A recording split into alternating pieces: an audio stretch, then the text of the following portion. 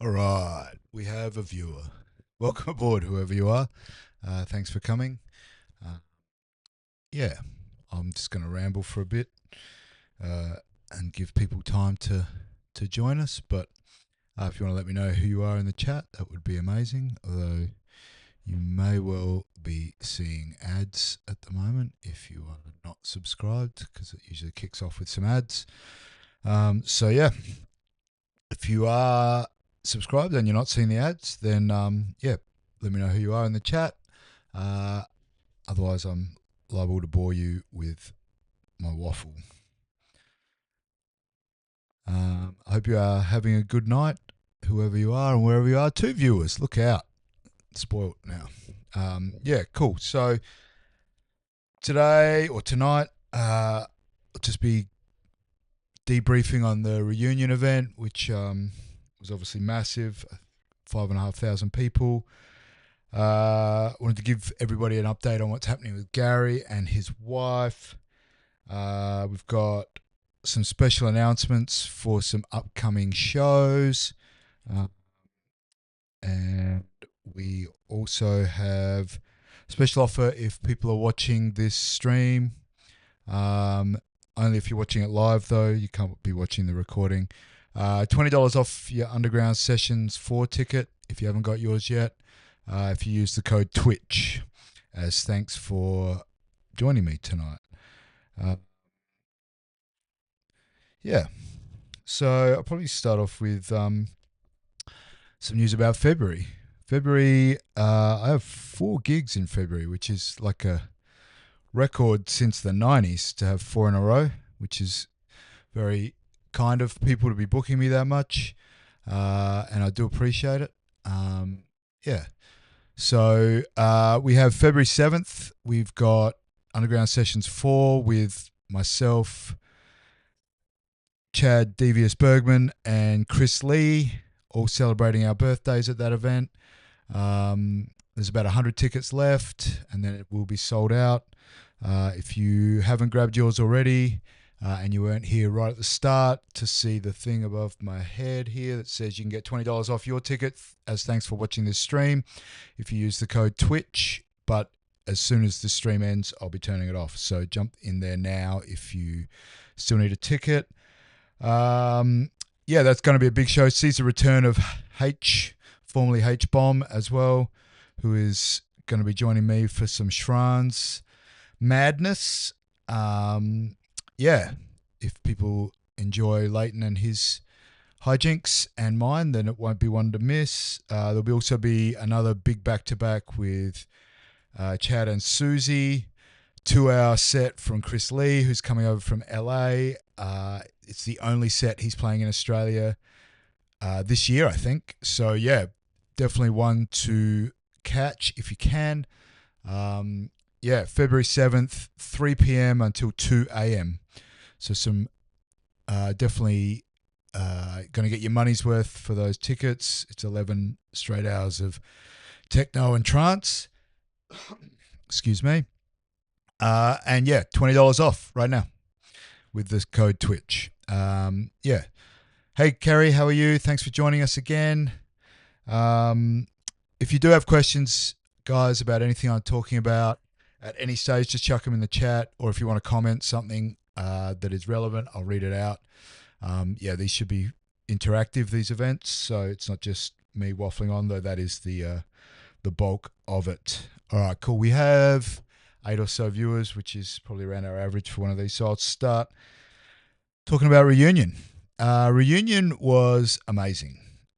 They always are, but they just seem to be able to make it better every year with just subtle little tweaks. They don't do anything massively different each year, which is nice. Same venue, similar numbers of punters. Hey, Lily, how are you? Yeah, so around the 5,500 mark, all local DJs, which is epic, just to be able to say that we can get those numbers without the need for an international is really nice. It's really nice for myself to be invited every year. They've invited me to every single one, so that's 3 in a row for me. And I don't take that sort of stuff for granted. It's lovely to know that your peers respect you enough to book you for the bigger events. Similarly, when Brendan books me for Vinyl Destination or something like that, yeah, it's really nice. February, yeah, I forgot to keep going on February, so I'll get back to February. So yeah, the highlight for me, other than playing, obviously, because playing's very nice, and obviously we played very first in the Rave Arena, Chad and I, for an hour and a half. And if you want to check that set out, let me just grab you.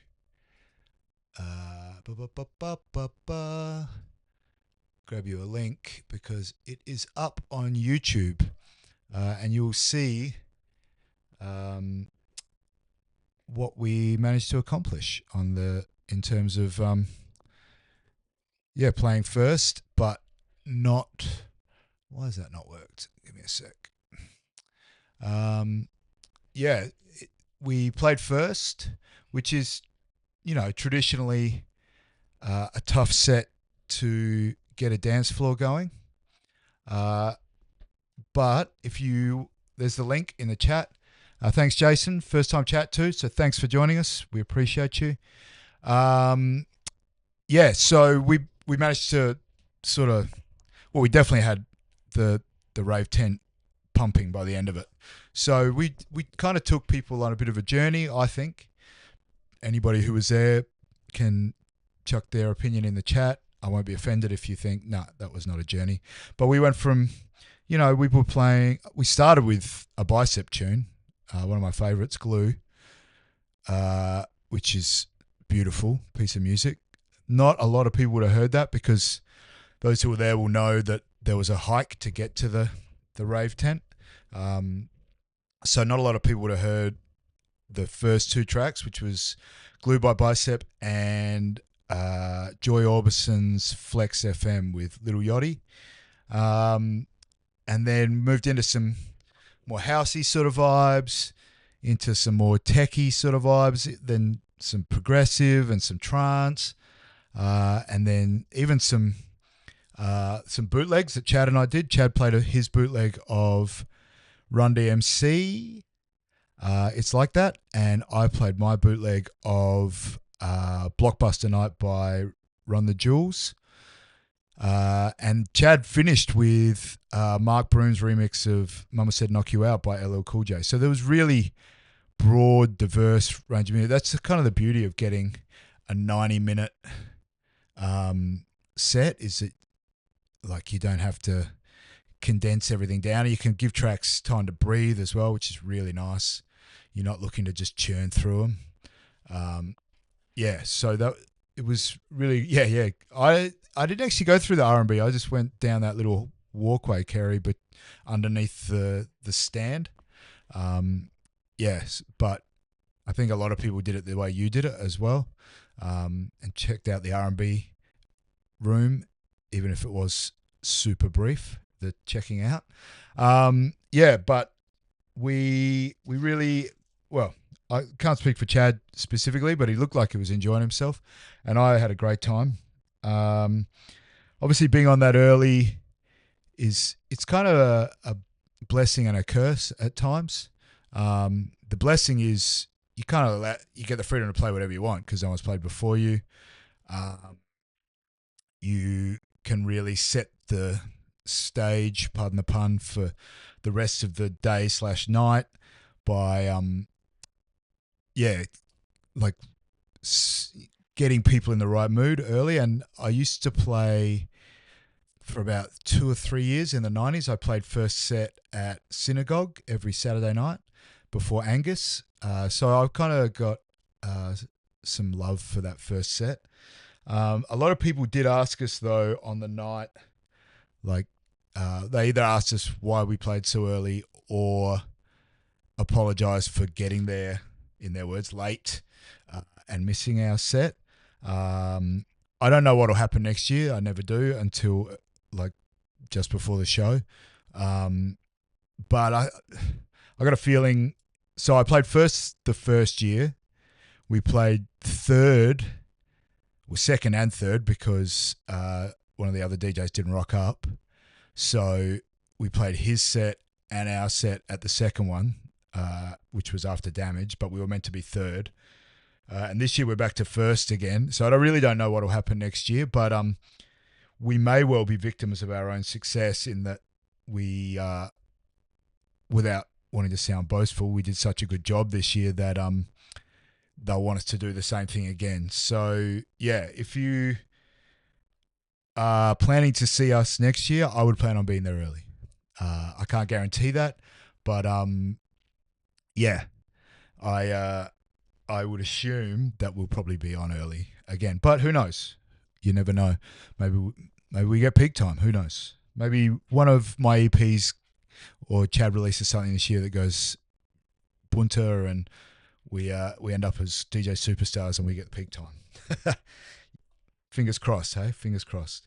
So yeah, highlights. If you want to do me a favor, there's everybody who's watching who went, just chuck your highlight in the chat for me. So just whether it's a set, whether it was a friend you saw, whether it was the overall vibe or, you know, just dancing all day or, yeah, whatever it was that your highlight was on that, now that you've had some time to think it over, chuck that in the chat. I'm going to give you my highlight. My highlight, other than playing, obviously, because that's always a highlight, was obviously HMC's set. Those who saw me, I was in the front dancing for the whole thing. Yeah, I went to the side stage with 20 minutes to go, only because, and give me time to explain this, guys, because I'm definitely not having a go at people. I just really wanted to vibe with what he was playing, and people kept trying to talk to me, and then people wanted to take photos with me, and which is all lovely, and I love it. It was just that 1 hour I just really wanted to be in the music. And so I just ended up moving side stage and just chilling out there and dancing there by myself, because that's the best place to dance is by yourself. But yeah, so but please don't think that that's me saying don't come and say hello to me, don't take pictures with me, because I love all that stuff and I'm fucking terrible at taking photos at events. So I don't really. So I literally have I think maybe 3 photos of me DJing in the 90s. And I DJ'd for 7 years, nearly. So my first gig in the 90s was New Year's Eve, 93, 94. And I DJ'd pretty solidly all the way through the 90s from that point on. So 7 years of DJing, I got 3 photos. So that tells you how shit I am at it. So if you do want photos with me, please come up and ask and we can do it. We can always do it. It was just for that hour. I just kind of wanted to just be in the zone, just be a punter for an hour. So yeah, that was my highlight. Kerry's saying that her highlight was just dancing all day, having the family dancing with her. And then Kerry did take a photo with me. There's anyone who took a photo with me, I'm not having a go. I love it. And I appreciate, and I'm actually honoured that you would want to have a photo with me. So yeah, don't stop doing it. HMC plays a rave set once a year, so for the other 364 days a year, you are fine to get a photo with me at any time. So yeah, hey Dennis, how are you, mate? You can't remember your highlight? Yeah, so. Anybody else got a highlight for me? Just Kerry and Dennis's blackout.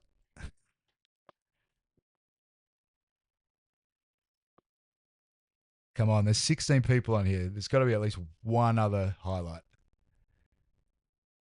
All right, fuck you.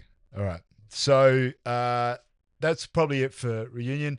I don't know, those that saw the post, I danced so much that my vintage Jordans fell apart. So, yeah, it was, oh, here we go. Rachel's highlight was the Noddy set and listening and Mr. S's set and even had a boogie at the end. I'm glad you got some time to to dance, Rachel. I know that that's not always easy for you, so I'm really happy that you got that. Patchy. Dennis, run hugging. That can be a new verb for today. That's the new Dance Floor Heretics verb for the day, the run hug. I think you can all picture what it is. So cool. Patchy's set was also awesome, and I just finished editing his video about 10 minutes before we went live, so I haven't posted it yet. There's another thing you can put in the chat. Nice one, Dennis. Dennis did 42,000 steps that day. That said, Dennis is an absolute fucking animal on the running. So he probably did 40,000 steps before he even got to the event. So don't count him. I did about 20,000 for the day, but I did do a 5K run in the morning, that's what Dennis has done before he gets out of bed most days. Like you, Kerry, I'm not surprised that everybody had huge step counts. I probably did, 5,000 steps in the hour that Cam played. So yeah, it was awesome. Cool. So on to the next topic. Just keep in mind, guys, that if you do have anything you want to talk about or you want me to talk about, then chuck it in the chat. I'm happy to do so. Next thing I want to talk about is Gary's update. So for those that aren't aware, Gary Hughes, DJ Uzi, techno legend from the 90s, now lives in the United States. He is married to a citizen of the United States. Maggie is her name. She is lovely. But she has some health issues going on at the moment. And anyone who knows anything knows that being unwell in the United States is a costly sort of thing. So we did a live stream for those guys a couple of weeks ago. We raised over $2,000 for them. Thank you again to everyone who donated. We appreciate every last one of you. And I'm speaking not just for myself, but for all of the DJs who played, and obviously for Gary and Maggie and their family as well. It was very much appreciated. So we got the money to Gary late last week, and he's already gone out and bought this, I don't know what to call it. I keep saying necklace, but it's not a necklace. It's a thing that goes around her neck anyway. But it's all electronic. It's not jewelry at all. But it can detect if she has one of her seizures. It detects if she falls. It's pretty high-tech stuff. It's got GPS on it and all that sort of stuff, so that if any of that bad stuff happens, it calls paramedics for her immediately. Because one of the problems Gary was having, there were two problems. There were lots of problems, but two main problems. One is that he didn't feel like he could leave the house in case it happened, which meant he couldn't make any money, which means then they're going to struggle to pay their bills, obviously, and they have bills aplenty right now. So that's some weight off his mind, because he knows that if she does have an episode or does fall, someone will be at the house very quickly to help her. So that's some weight off his mind. The other issue that he had was her seizures are quiet seizures, so it's not a noisy thing. She doesn't hit the ground and sort of thrash around like a grand mal seizure, like an epileptic might, where you would hear them. She just goes really still and quiet. So there are times she's had them in the same room as him, and he hasn't noticed until it was after the fact. So because she's just gone quiet and he assumes she's just nodded off or something like that. Or she's in another room and he there's no way he could know. So this means that even if he has that sort of thing going on, if he is at home and it happens, the paramedics will still rock up. So that just really takes a lot of concern out of his realm, which means that he's free to make some more money for them, which means that their lives get easier, and that's what it's all about, right? So yeah, thank you again to everybody who took part, everybody who watched, everybody who donated.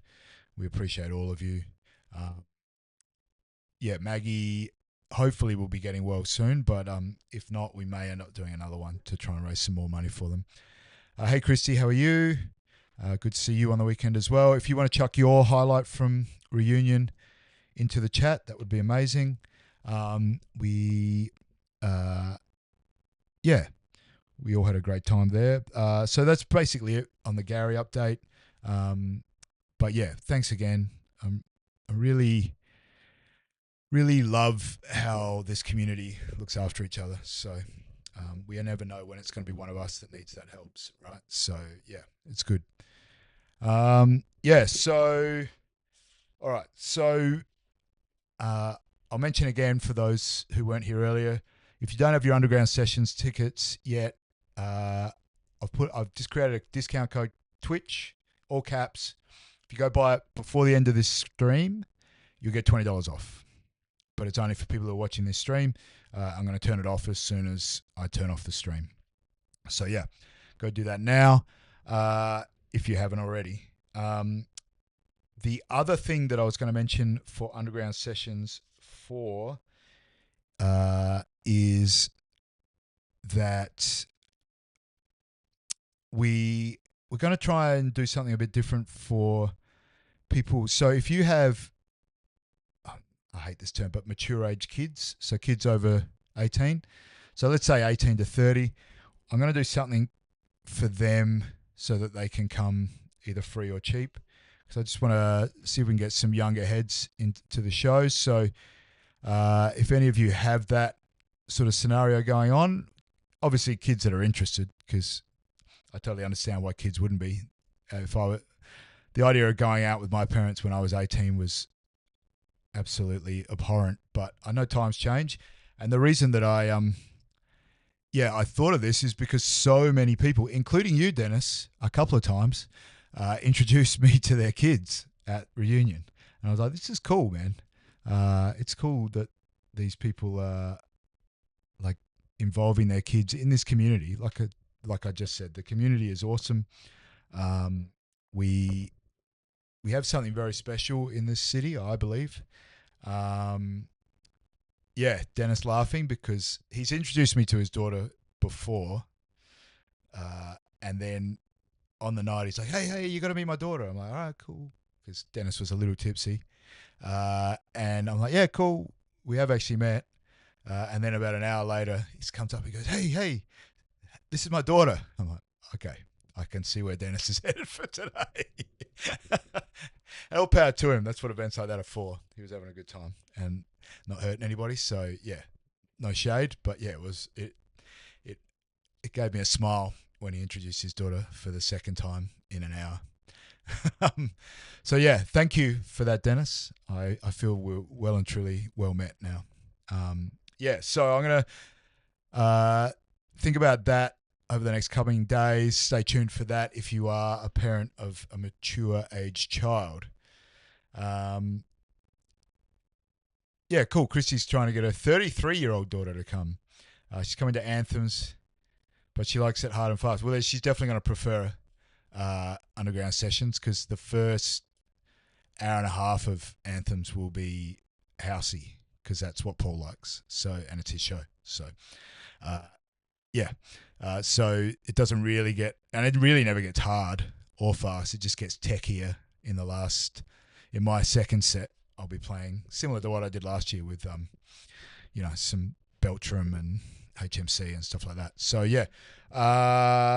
So if you do have mature age kids, flick me a DM on, so that I can sort of gather how many people would be keen for something like that.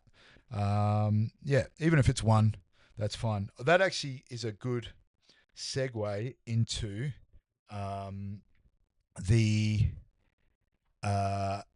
free tickets I gave away yesterday, which was to Michaela and Cassandra. I'm not sure if anybody else saw them, but they were there when Chad and I played. And so it turned out somebody told me on the day, because I said, did you see that lady with that man? Because I didn't know their names at the time. Obviously, he was special needs and she was looking after him. And I just thought it was really special that she would forego her ability to party hard to take care of him so that he could enjoy his time there as well and do something that probably was outside the realms of possibility if a carer didn't take him. So have since been in touch with them. they have their tickets, so they'll be there at Underground Sessions 4 with clients again. And that just, I don't know, guys, but if you don't think that's a beautiful thing, then I think there's something wrong with you, quite frankly, that, yeah, that they do this for their clients. It's just, I think personally, is an absolutely beautiful thing. So I was happy to be able to extend that that offer to them. Yeah, so Kerry's saying it made her day. It was beautiful. Christy was like, it was awesome to see. Dennis, yeah, it was wild. Yeah, it was just a beautiful, beautiful thing. So yeah, so we gave them 4 tickets yesterday. So they will be at Underground Sessions 4. I'm sure Michaela seems like she's a lovely. I haven't spoken to Cassandra yet, but Michaela seems lovely. It's like, Christy, it's great of me. Thank you. I kind of do it selfishly, and bear with me on this, because, well, one, I mean, I do it because what those ladies were doing was a beautiful thing, and they deserve to be rewarded for it. But I also do it because helping people that do that sort of thing makes me feel good. So yeah, it's not entirely selfless that I do that, because it gives me a warm feeling in my heart that I can think, yeah, I've done something nice for somebody today, and that makes me feel good. But I appreciate you saying that, Christy. I really do. So yeah, come along to Underground Sessions 4. We would love to see all of you there. There's about 100 tickets left. Come celebrate my birthday with me. And obviously Chris from LA. If you haven't heard Chris play before, he's very talented. He was a major part of the trance and progressive house movement out of LA in the late 90s. So some of you may have heard of an artist called Taylor, who had some huge releases on Platypus Records in the late 90s. Calling Your Name was one of them, which is just a beautiful piece of music.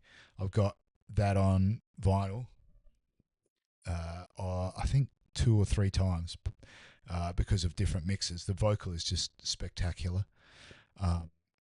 Yeah, so Chris and Taylor were really good mates, and they were kind of the driving force behind that whole scene. He used to come here and play at a lot of Paul Hodder's shows in the 90s as well. But yeah, lovely man, awesome DJ. Really looking forward to hear what he's playing nowadays. It'll be a little trancier than we normally do, but those sets, I refer to them as like palette cleansers at Underground Sessions. So Maestro D was our original palette cleanser, because he plays kind of tech, house, even a bit of electro, that sort of thing. So it's he was our original palette cleanser, and he's obviously still there. He'll be there at this iteration of Underground Sessions. He's one of our residents. And then the last one, we had George the Boss playing deep progressive as a palette cleanser. And this time around, we'll have Chris Lee playing a 2-hour set. And it's, by palette cleanser, I mean it's a little less rough sounding than the techno. It's a little bit lighter. Still great dancing music. I danced to pretty much all of GTB's set at the last one. I really enjoyed what he played. So yeah, hopefully you guys can come along and enjoy that with us. $20 off with the code word Twitch right now, until I turn this stream off, until I run out of hot air. Cool. So I promised you 2 big announcements. So the first one, and this is the smaller of the 2 announcements, is on March the 9th, which is Adelaide Cup Day, is a Monday. Those of you who have tuned in to our Mellow Mondays, whether on Twitch or on the YouTube videos after the fact, or on SoundCloud or whatever, know that they're sets where I play a little bit more laid back, under 130 BPM house, still techno, but a lot more chilled out sort of music. We're going to be doing our first ever live version of that. So you can come along and be in the room while I do it. It won't be at our studio. It's going to be at the Hotel Royal in Torrensville, in their loft room.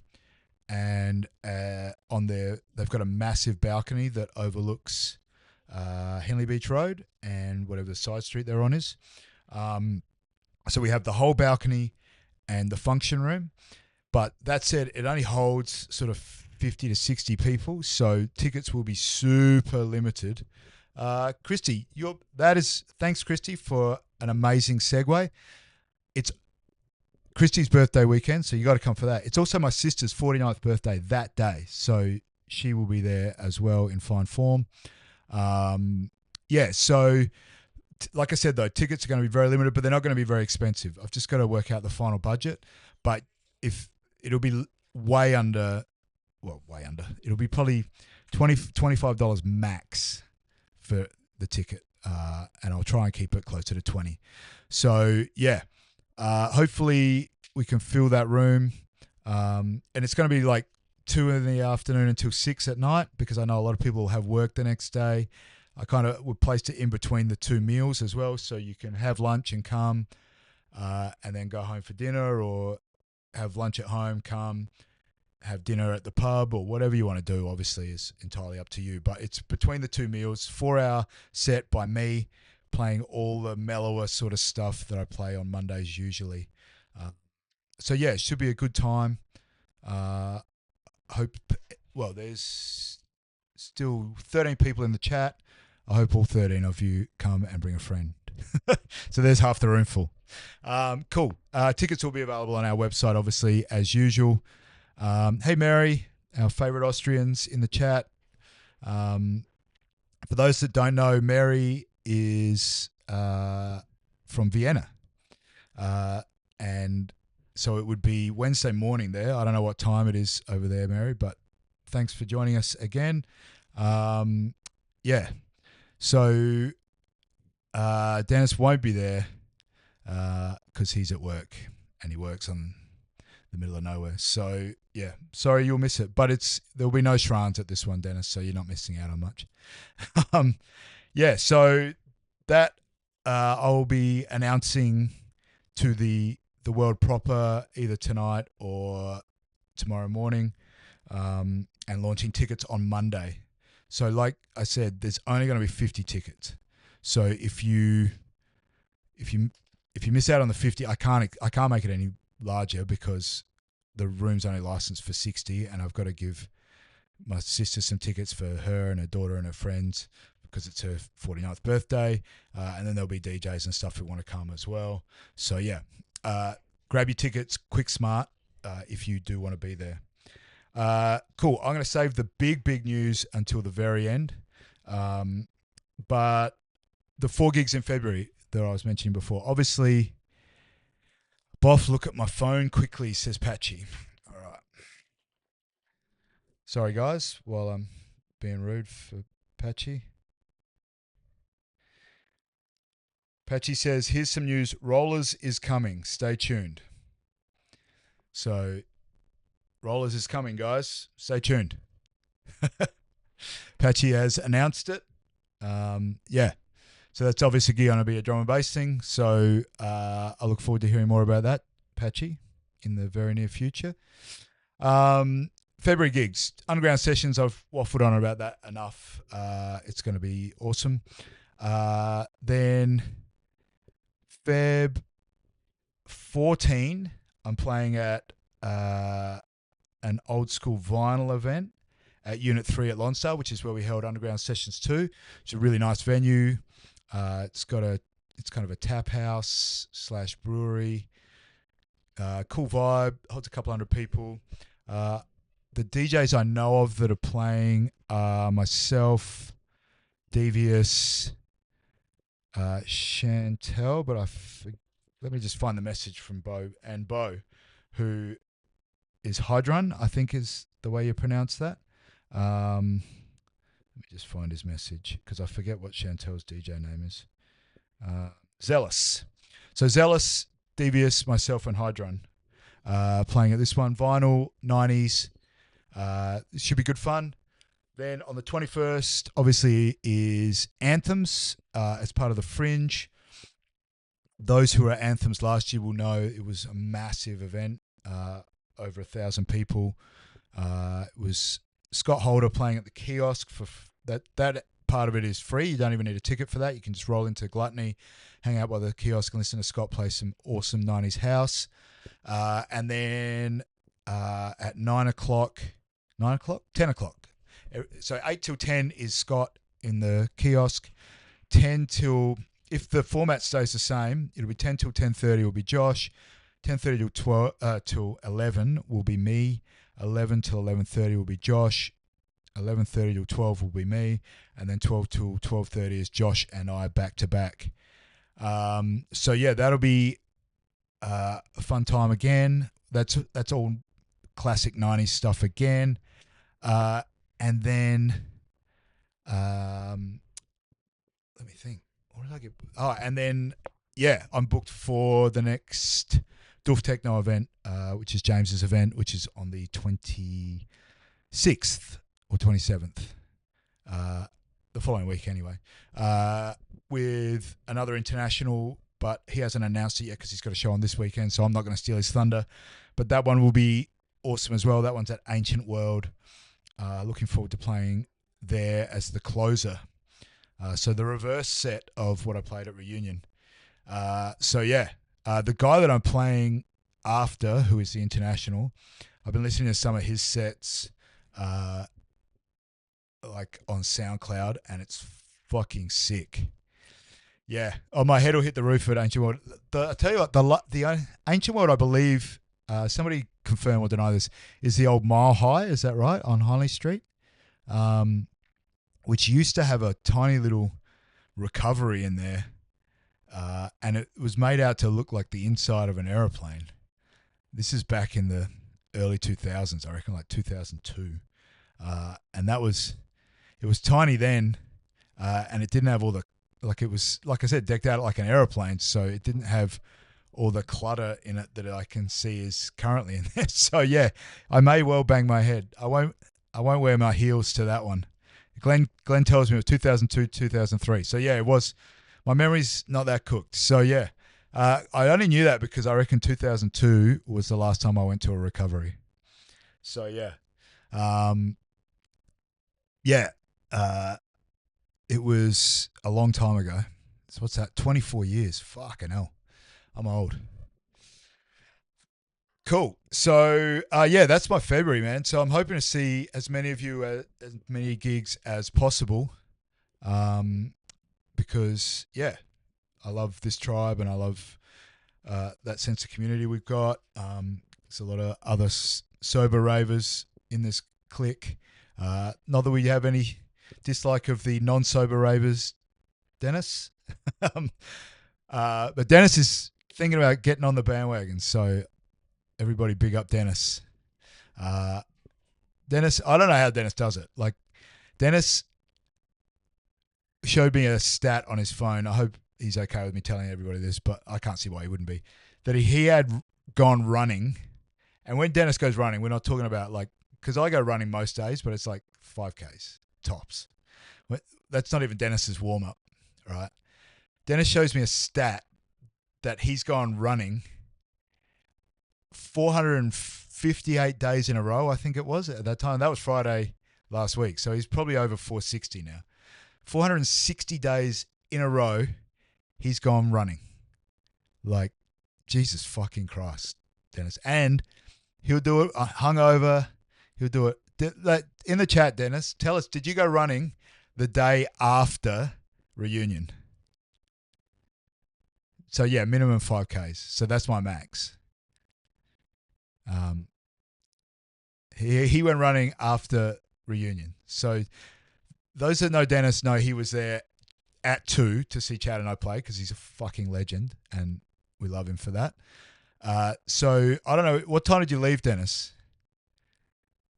What time did you leave Reunion? Do you remember leaving Reunion? That's probably a better question. So he left at close. So he was there for 10 hours. I didn't see a single time Dennis didn't have a drink in his hand. Did you go to afters, Dennis? I know you were talking about it.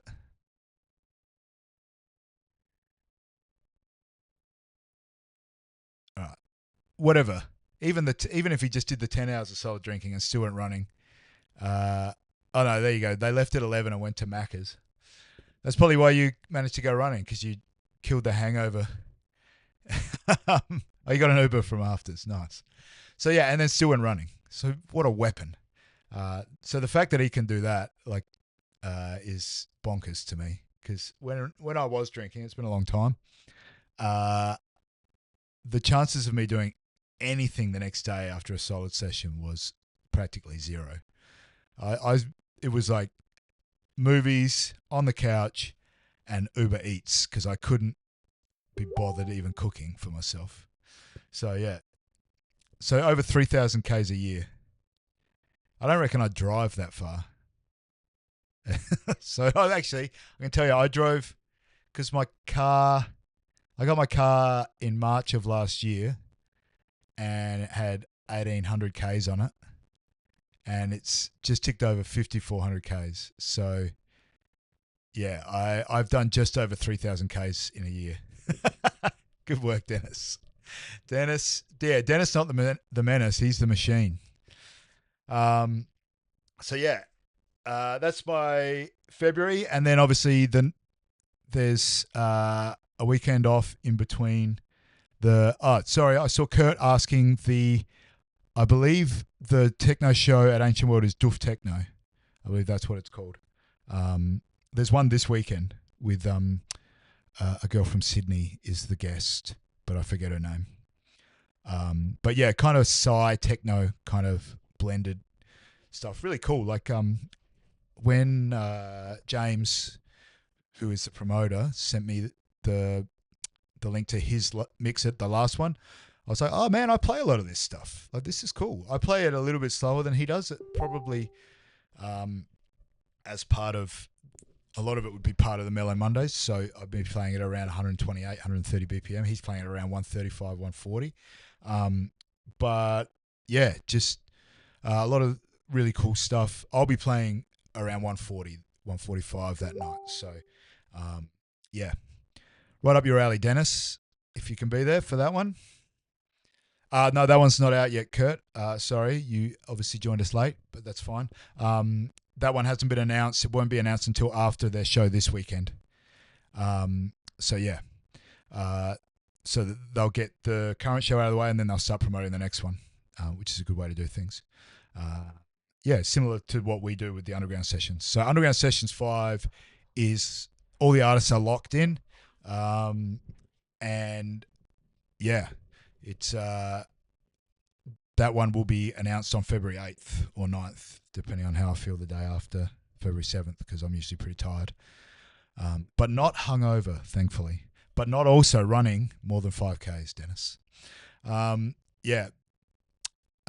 So, yeah, that's what's happening with that. What does Kerry feels accomplished when she does one of her Conqueror challenges in walking 2,000 kilometers? Can't run, will not run. Yeah, and Dennis has to sort out his leave for Feb 7th. Anzac Day weekend? No, we don't have anything organised for that. Actually, we may have something, Glenn. We may have something. If not that weekend, then the following. Something I'm working on with Susie, S4T Susie. But that's still very much in its infancy. We only just started talking about it, so we don't have any details. So it may or may not happen. We probably wouldn't do Anzac Day weekend just because long weekends, people tend to go away. I'm not sure what day Anzac Day is this year as well, because that can often put a spanner in the works, because that's one of those set holidays. So I'm not ignoring you guys. I'm just looking for Anzac Day is on a Saturday this year. So okay, maybe it's not a long weekend then. So we might do it that weekend. Yeah. That'll be a charity gig if it happens. So we'll be relaunching Party with a Purpose if it happens. If it doesn't happen in April, it will definitely be happening. But it's just our runway's starting to get short. I'm not sure if we get the Monday off, Glenn. I can check for you though. Give me 2 secs. Probably not, to be honest. Let's have a look.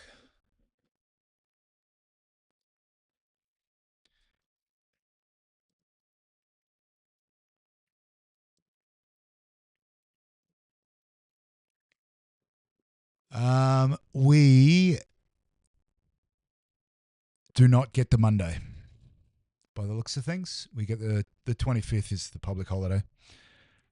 So yeah, we don't get the extra day. So if you do, you lucky thing, enjoy it. So we might do it that day, nonetheless. Yeah. So we might have something for Anzac Day, particularly if you're in town, Glenn. That would be awesome. You know, we love having you at the events when you get time off the boat. Yeah, Kerry's saying she loves the fact that she's never hungover after an event. Yeah, me too. I was talking to a friend of mine, Paul, who was at the event, and he is another sober raver. And he worked the Sunday. And I know he usually works Sundays, but he messaged me and he's like, "Oh, thanks, man. I had a wicked time because I gave him one of my tickets. Sorry I didn't see you." And I was like, "Yeah, no worries." I said, "Did you manage to get to work today?" He's like, "Yeah, no worries." I'm like, "Yeah, sober life for the win." Yeah. Yeah, they might close the shops. Probably not, though. They'll probably just mean that whatever venue we find wants us to chip in for their bar staff and security because they have to pay holiday rates. So that's usually how it works. Yeah. Yeah. So that's what's coming up for me. Hoping to see you all at as many of them as possible. Now, the big news, the big bomb news. We are 90% of the way, so we're just working out numbers with the guys in Melbourne to have Kai Trassard in Adelaide on July 25th at the Arca Bar. For those of you who don't know who Kai Trassard is, he is the guy who he's been around since the 90s, and he kind of invented this version of trance, so hard trance with big 303 riffs all the way through it. So hence Trassard being trance and acid.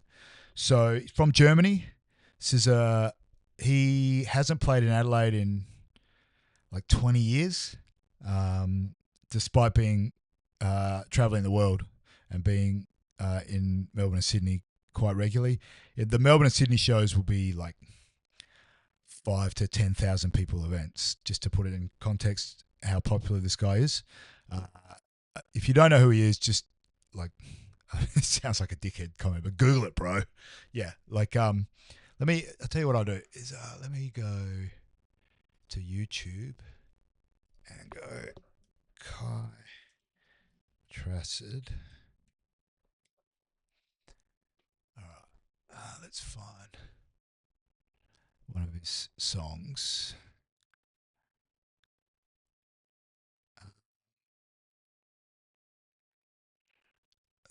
Let's go there.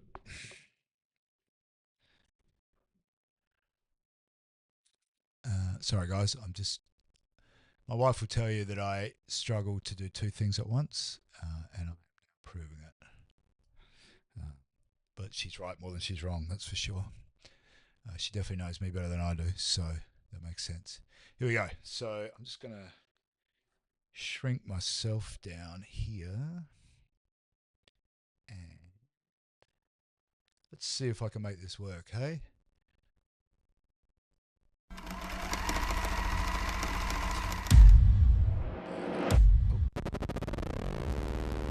You guys hear that? Just somebody in the chat let me know that they can hear it. I can hear it.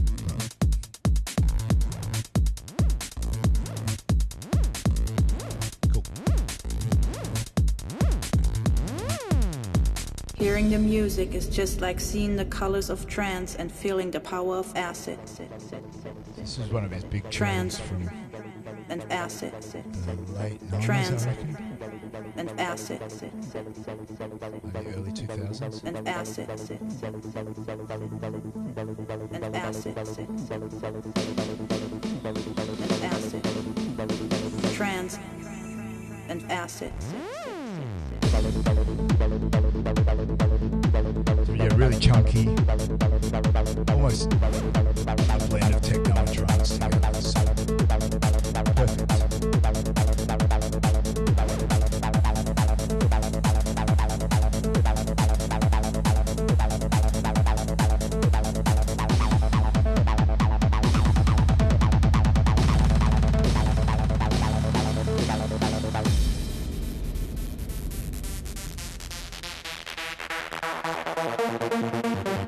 Hearing the music is just like seeing the colors of trance and feeling the power of acid. DJ Mischief. Trance and acid.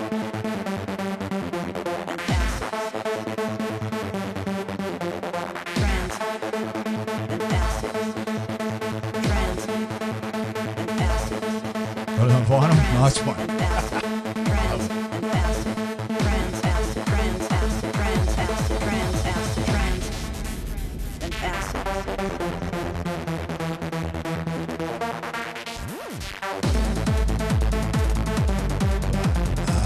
Fine, because there's a track here I've been playing last year.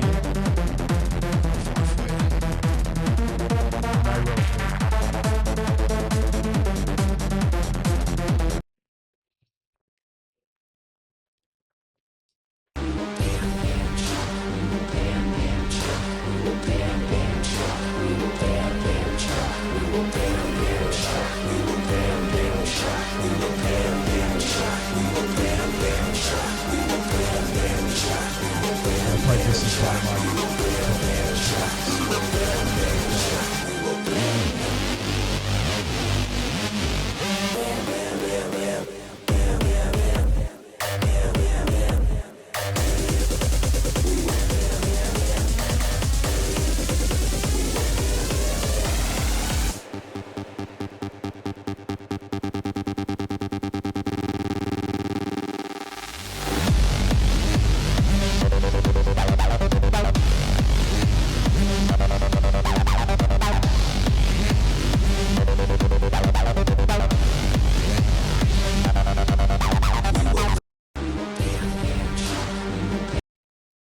So yeah, there you have it. That's Kytracid stuff. Oh, now I've done it. Let me just make me big again. There we go. So yeah, that's the sort of stuff he'll be playing. Guy is a legend in that space. So yeah, this won't be an underground session. I've got some ideas what I'm going to call this one. But the DJ lineup will probably consist of Devious and S4T, myself and H, and Josh, and Kytracid, obviously. The Arc is obviously an amazing room. Tons of history, really good setup, perfect size, at around that 600 sort of mark. But the one drawback is it has to close at midnight. So we only get 5 hours. So it'll be 7 till midnight. A similar sort of time frame to Brendan's Vinyl Destination shows. So yeah, hopefully we can get that finalised in the next couple of days, and then we'll start promoting that as well. That will be a big one. An above ground session, yeah. Like the only sort of pool I can afford nowadays. Yeah. Home by 12:45. Man, I'm not staying up that late, Kerry. Yeah. But you know what?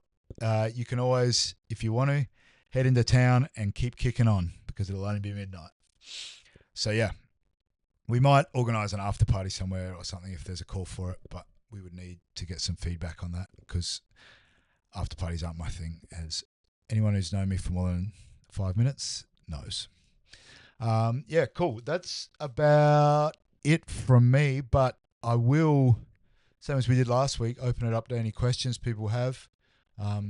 We had a bunch of really good questions last week, and it led to like another 45 minutes of chatter between myself and the chat. So Did I leave at 8:30 on Saturday? No, I left at 8.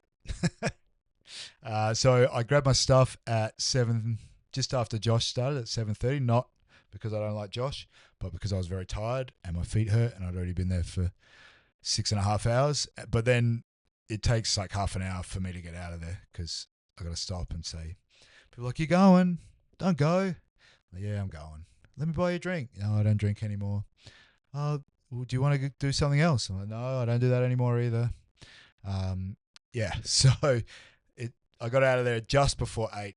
But yeah, I live pretty close by, so I was home by 8:15. I was in bed at 9, sleep by 9:30. Got up and I did 4Ks the following day, I think.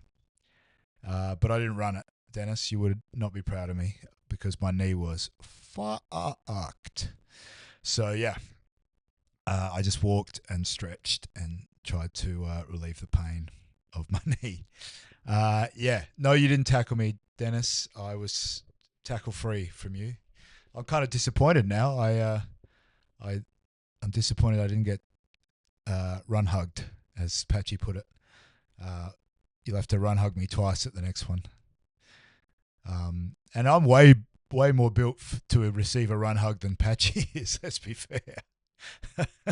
At what, probably 40 kilos heavier and 6 inches taller. I'm definitely more fun huggable.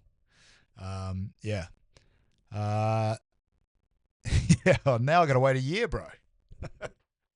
Yeah. Any other questions? Anybody got any questions about reunion or any of the events I mentioned that haven't already come up?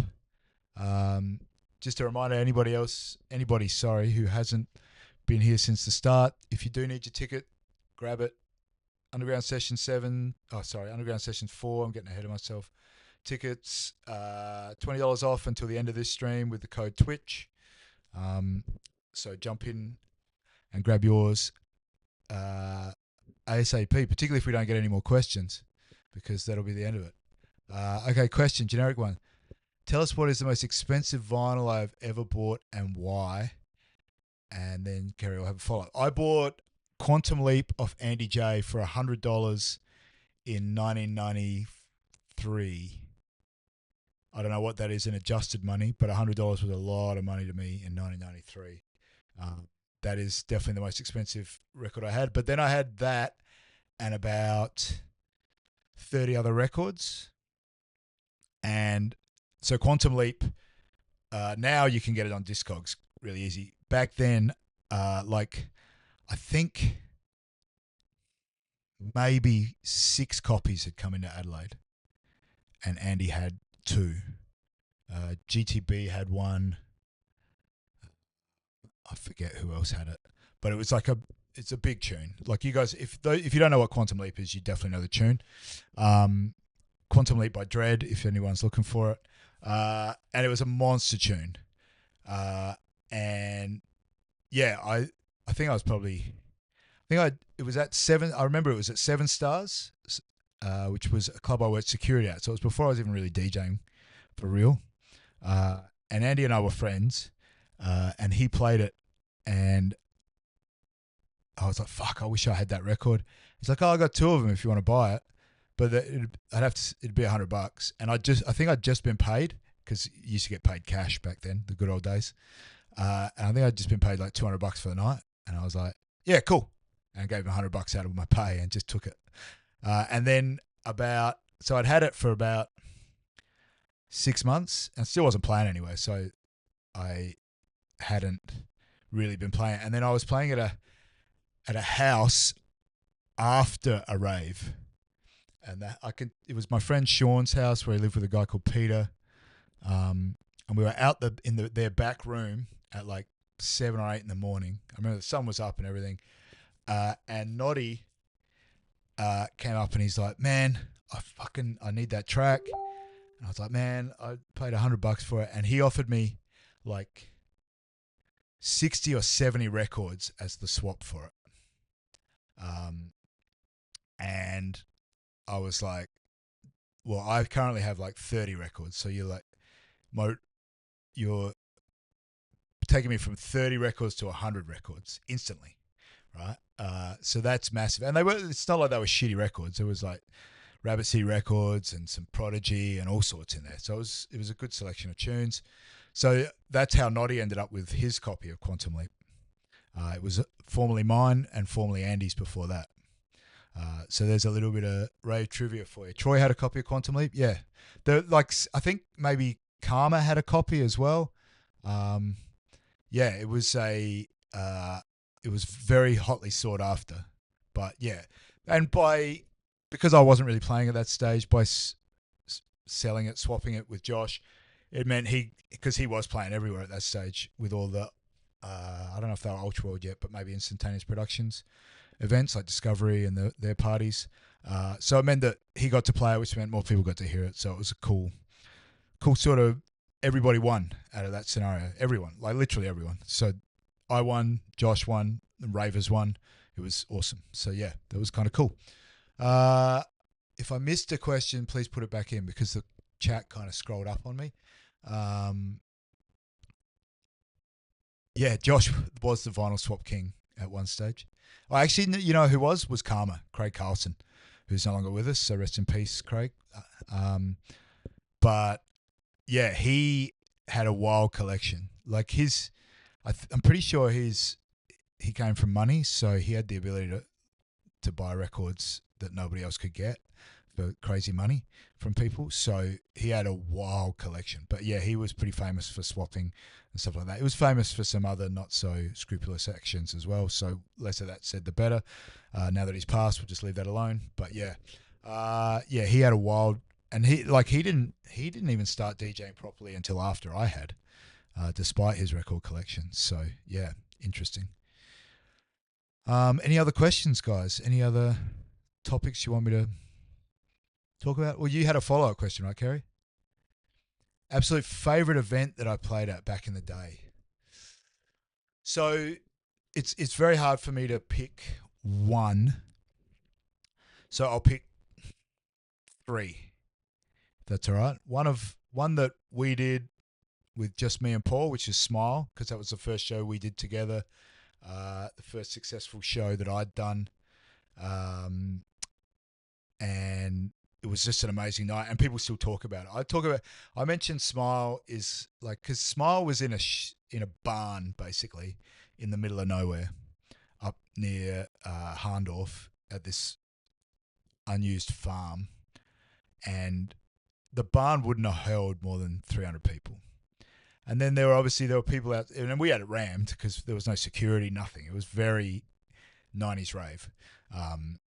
There wasn't even door staff. I don't think it was me and Paul. There was no stamp, nothing. Yeah, it was. So there was that, and there was like a little bunk area down the hill that maybe would have held another 30 people. So at most there was 400 people there. But the amount of people that tell me they were at that party, there's like an old adage that goes around, like the first gig that the Sex Pistols played, and like it was obviously before they blew up, and allegedly there were like 7 to 10 people at this event, but within 12 months they were like a worldwide success. Like yeah, they were so big, and apparently every punk in London used to say that they were at that show. So that's what Smile is to me. It kind of reminds me of that story, but for ravers. And then the next one would be the last Grand Prix show that we did with IP. I think they were IP still then, or they might have been. Actually, they were Ultra World by then. So we did that with Ultra World. Had Jimmy J and Cruel T there. It was a big show, and I played. I think because I was still very new by this stage. This would have been 2000 whenever the last Grand Prix was, right? So was that 2005, 2006, something like that. So I think I played 10 till 11 or 11 till 12. And when I started that set, because I was in the main room, like we had, I think 3,000 to 4,000 people went to this event, and the main room would have held, so the main room would have held like maybe 1,000 And sorry, yeah, 95, not 2005, 95 or 96. This would have been, and would have held about 1,000. But then there were all these balconies above it. It was kind of in like a foyer area, and like all the floors went up, and so there were like two huge balconies. And when I started playing, there was like maybe 10 people on the dance floor. And when I finished my hour, the whole place was just going absolutely bonkers. I don't know whether it was down to the set I played or the drugs were good or a combination of the two. But yeah, that memory still sticks with me. And then the last one I'll mention is, and I may have mentioned it in the past, is the set I played at the old East End markets before they got demolished. It was a New Year's Eve show. There you go, it was 95. So it would have been shortly after Smile that show was. So yeah, still very much in my infancy in terms of DJing. So that's why I would have been on so early. But yeah, just the room was just going bonkers by the time I finished.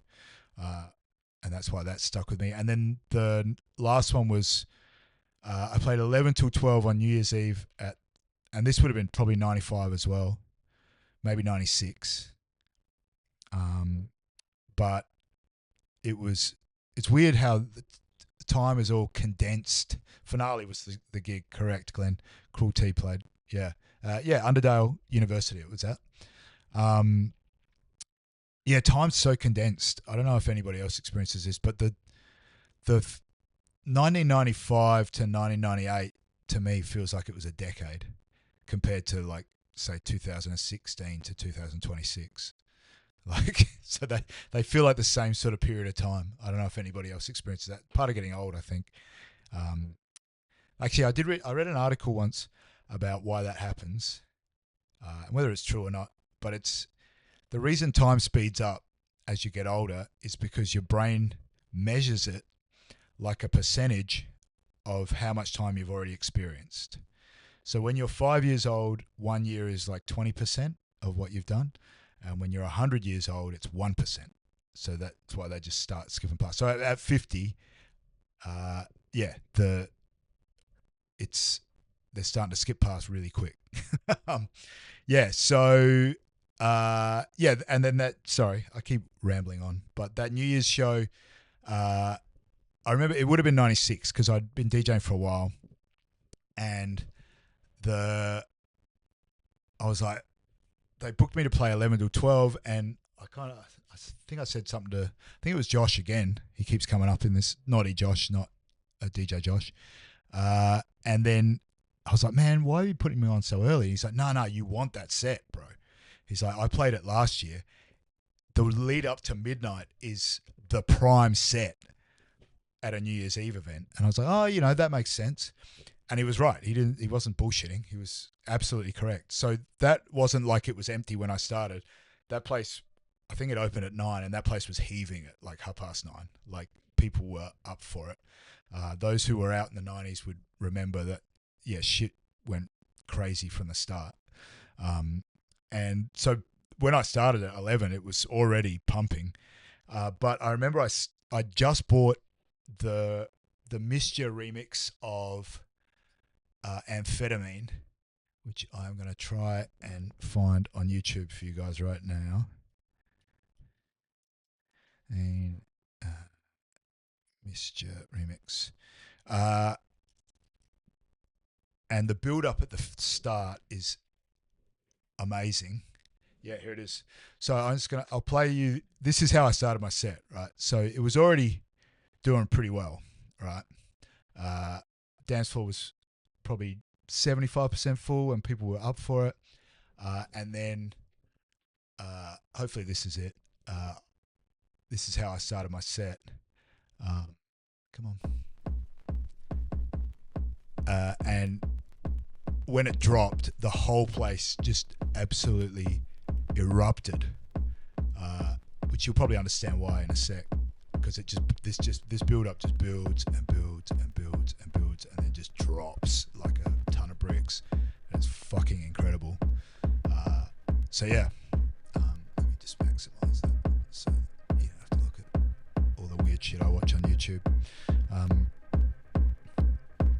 So yeah, that would be the third of my favourite memories of back in the day.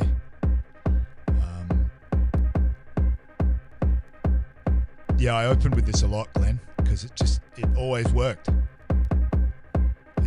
It always worked. Because you kind of get enough of the big riff to know what's coming, but not enough to know, like particularly when I first played it, I know people would have been like, is it? Because it's not the one we know. Yeah, Gummaraka was never the same again. I don't know what we were thinking. I'm going to shut up now. Let this build.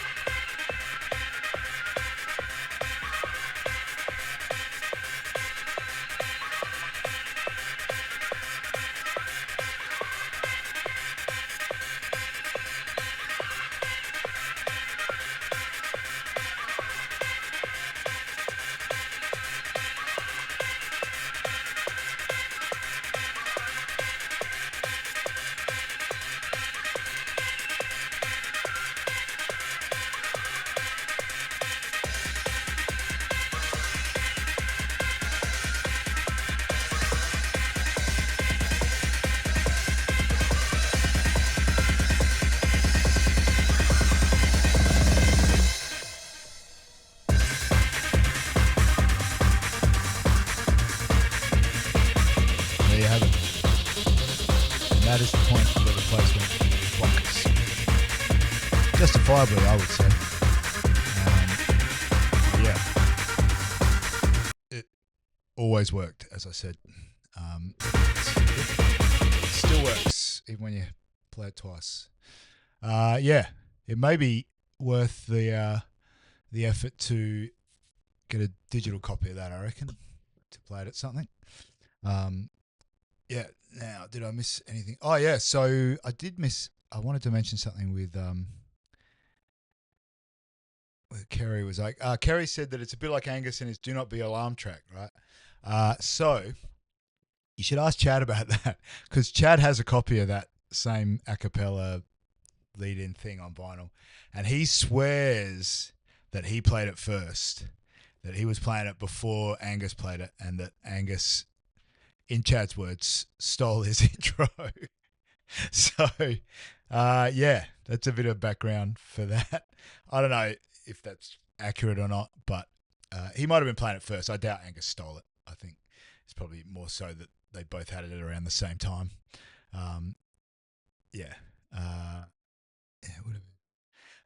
Yeah, Dennis going to Euphoria. I played a couple of Euphorias. I played one or two at the. Were they the ones at the Planet? Yeah. I'm pretty sure I played a couple of those. I'm trying to remember Derek was the name of the guy that put him on. Yeah. Yeah, the LSD switchbacks. A lot of people were doing that. To be fair, Dennis. I used to do it. Angus obviously did it. I know Chad does it now. I did a similar one with Freakin as well. It's kind of built for that. I think Gus does that as well. Yeah. Yeah. So, yeah, I mean, like I said, I don't think anyone stole it off anyone. It's just those tracks kind of beg for it to happen.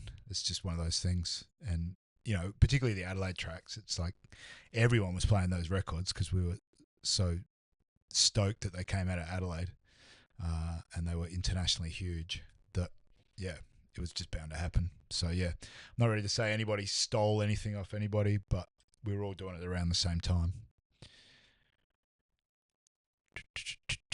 Any other questions? Is that the Comply sample? I don't know what you're referring to, Glenn. On which track? On the Amphetamine remix?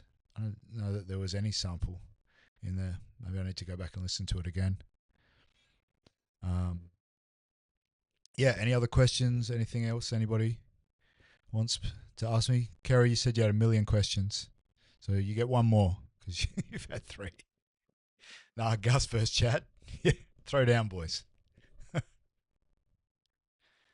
Oh, the Complice. Yeah, that's the one. Yeah, that's the frequency has been existing in this thing for quite some time. Do not be alarmed, yada yada. Are nighttime gigs on the way out as we get older? Well, judging by Reunion, no, because apparently they had plenty of people at the afters until 4 a.m. So, yeah, people were still up for it.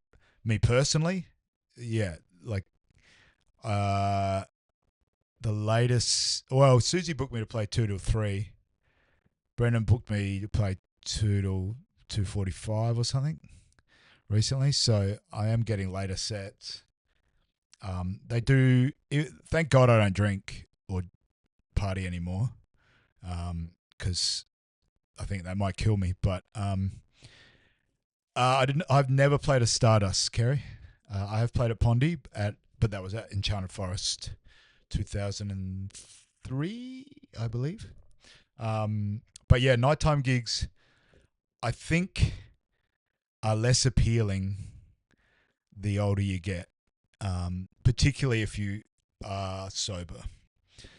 I would guess that the vast majority of people who are afters were not sober. Enchanted 2002, there you go. Yeah.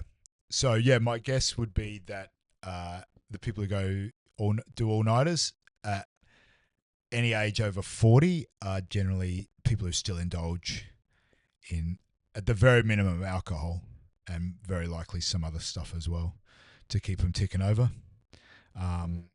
Yeah. So, yeah, so I actually did an all-nighter after Simply Techno because I've not by choice and not because of drugs, but Susie had me playing 2 till 3, so I played 2 till 3. By the time I got out of there, it was like 3:15. Went home. By then, it's like 3:45. Liverpool, which is the Premier League team I support. My dad's a Scouser, so that's why. We're playing at 4 a.m. I was like, I'll just stay up and watch the game. And my wife normally gets up about 8 o'clock in the morning on Sundays. So I was like, Taylor won't be up till 8. So the game will go from 4 till 6. I'll get into bed at 6, go to sleep. She'll get up at 8, and I'll just sleep until I wake up. Normally, those nights, I'm generally up 9-ish anyway, at the very latest. But for whatever reason, Tails got up at like 5:30 came in to check on me and said, "What are you doing? Why didn't you come to bed?" I was like, "Oh, I was just watching this Liverpool game." It's like, "Oh, I'll stay up with you." And I was like, "All right, cool." And so that meant now I'm up. So yeah, sorry if that my laughter then just redlined all the mixer. So apologies if it just went crazy volume wise. But yeah, that was the last time I did an all nighter. I think I had like a half-hour nap in the afternoon and then went to bed at 7 o'clock that night and slept through till 6 the next morning, and I was all right. But yeah, even like they still knock me around a bit. I'm getting better at them. I'm starting to get some club fitness back again now that I'm out more and doing more. So they're not knocking me around as much. And thank fuck I'm never hungover anymore, because yeah, I think a solid hangover might put me in the grave. I think. Yeah. Any other questions? Anything else anybody wants to talk about?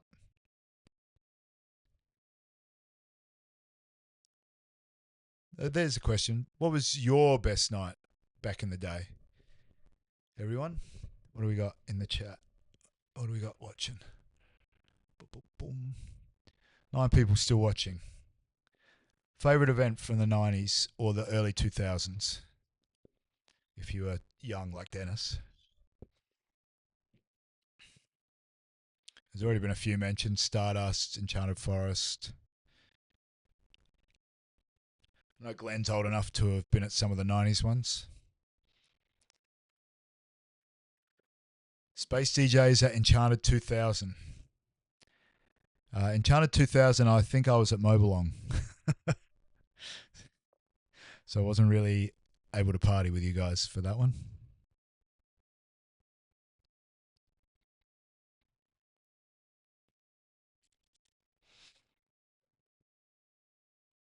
New Year's Eve 2003 for Glenn. Did New Year's Eve in Adelaide, flew to Sydney for field days on New Year's Day. Yeah, field days has a good reputation. Or there was one in Melbourne every year on New Year's Day. Was it Sunny Side Up or something like that?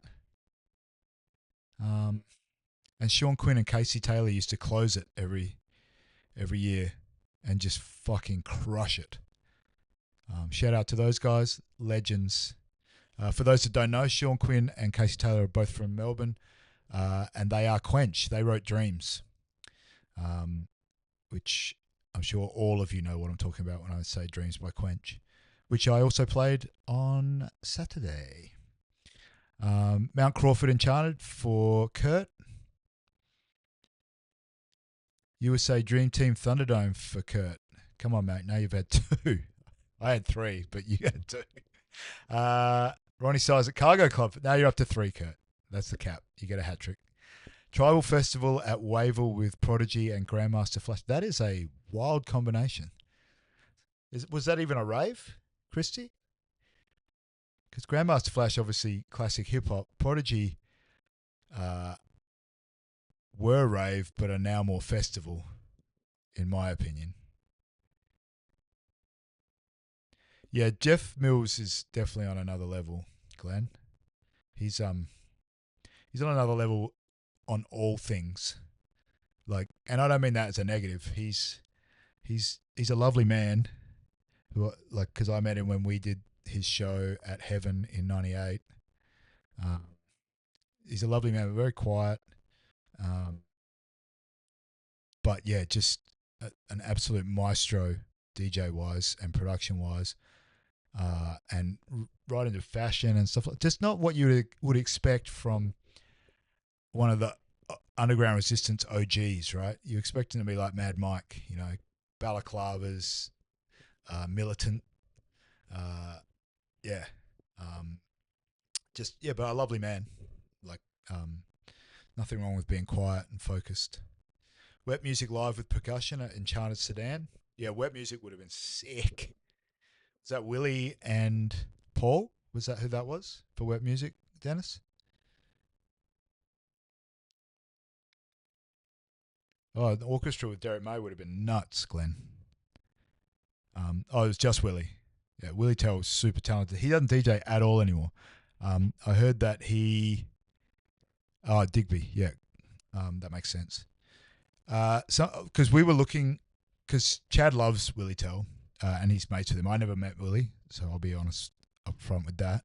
Um, but I was still like, Chad, like, if you're friends with him, find him, contact him. Let's get him over. Let's have him at an underground session. Just even if he just wants to do one show just to come out of retirement, like it'll just be nuts. Uh, and so we did some digging around, and then nobody knows where he was, right? Yeah. So Glenn says he's MIA. The rumor is that he's gone to Malaysia and he just sells real estate in Malaysia. That's the rumor. That he's not even in Australia anymore. That's why no one can find him. So somebody was saying, yeah, I knew him back in the day. He moved to Malaysia because I think that's his heritage. And for those that don't know, Willie's Asian. Yeah, he moved back to Malaysia. Well, not back to Malaysia because he's Australian Asian, but moved to Malaysia and is selling real estate over there. So, yeah. And he gave all of his vinyl to Midro. So, yeah. Which, good luck for Midro, man. That would be a killer collection. Yeah. Anyone who's got a collection of vinyl like that isn't too attached to it, I'm more than happy to take it off your hands. Yeah. Yeah, well, I mean, Danny Rance, it might have been his thread that I was reading, Dennis, that because it wasn't one of ours that people were saying. And that was the only solid rumor that came out of it. Everybody else was similar to what Glenn said, that he's MIA, no one can find him, like you said. And then somebody was like, no, he's in Malaysia selling real estate. Yeah.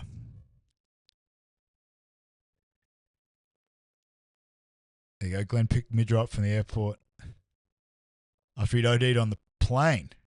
That would have been a complicated day. Fucking hell. Yeah, and then two OD stories in a row. This chat has descended into anarchy. Yeah, that helicopter. Chad tells the story of the helicopter coming into the Sudan, Enchanted, and they were just about to put a guy on it, and he came back to life, jumped off the gurney, and sprinted back into the dance floor, and kept going for the rest of the night. Which is pretty crazy. Like you're that close to death, somebody wants to helicopter you to a hospital, and then the next sec you're back on the dance floor. Wild times. Yeah. Thankfully, we never had anyone get that sideways at one of our shows. What DJ has the most vinyl in Adelaide? I doubt it would be Josh. It would probably be Brendan or Cam. So HMC. HMC would have tons. Though he has sold a lot. I don't think Brendan's sold any. So Brendan might have more than him now. Cam would have, because Cam used to be Cam, one, has been DJing longer than Brendan because he's a little bit older. And two, had a more diverse kind of tastes. Like, he used to buy a lot of like old disco and stuff like that. Yeah. Yeah, not me anymore. Half my collection went missing when I was incarcerated. Thank you to whoever took that. Yeah. So, yeah, and then we also had probably another 150 records got destroyed by termites at our old house. I think I've told this story before, so I won't bore you with it again. But yeah, it fucking sucked. Like that was, yeah, madness would. Oh, you know who does have a huge collection? Is Mr. S. Yeah, and Jared too. Both those guys have massive collections, but they sell a lot on Discogs, so their volume is sort of kind of always in flux. But yeah, Jared has a massive collection. Like rooms in his house, like multiple rooms in his house, have shelving and records all through them. Yeah, much to Georgie's dismay, I'm sure. Georgie being his wife, for those that don't know Jared. Yeah. It's there's some big collections here. Nothing quite on the Carl Cox level, but yeah. I don't know who Adelaide Soundworks on Discogs is, Glenn. I don't know what either of them go under on Discogs. Sorry. Yeah. Any other questions, guys?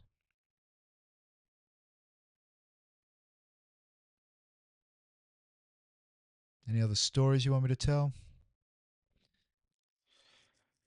To fill gap, I'll just say for those who aren't, if you can follow, which is free, that'd be amazing. If you have the capacity to subscribe, that would be fucking amazing too. It's like I think $8 a month, $9 a month, something like that. It's cheaper than Netflix. It means you get no ads as well. We're working on some other stuff we can do for the subscribers. We've got 33 at the moment. Just trying to grow that because it just then becomes that revenue will then all be put back into making these sorts of things. Like we need a new mixer for the studio because it's had a long hard life. We would like to upgrade to CDJ 3000s in there because we're running 900s at the moment. For those that don't know gear, it's not going to mean much, but it's kind of the difference between the industry standard and the bedroom standard. But all that stuff is expensive. We've got plans to do like a full renovation of the studio as well, so it's a lot nicer to look at. And all of that money will go to Corey, DJ Core E, because he's a chippy by trade.